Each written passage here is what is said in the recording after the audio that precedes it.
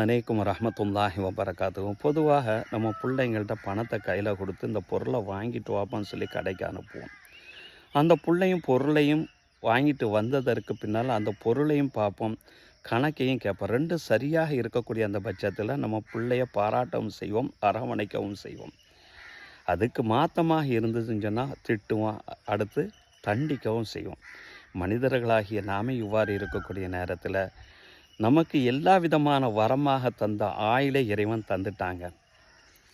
அதை இப்படி தான் செலவு செய்யணுங்கிற அந்த ஒரு தீர்மானத்தையும் சட்டத்தையும் இறைவன் நம்மளுக்கு ஷரியா மூலமாக தந்துட்டான்.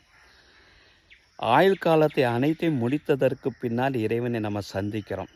இறைவன் கேட்கக்கூடிய அந்த கேள்வி, ஆயுளை எவ்வாறு நீ செலவழித்தாய் என்பது தான். அதற்குண்டான பதில் தெளிவானதாகவும் சரியானதாகவும் இருக்கும் பட்சத்தில் இறைவனுடைய ஆதரவும் அரவணைப்பும் சொர்க்கமாகவே இருக்கும். மீறிய பட்சத்தில் அது நரகமாக ஆகிவிடும். முஸ்னத் இமாம் அஹ்மதில் இந்த ஹதீஸு பதிவு செய்யப்பட்டிருக்கு.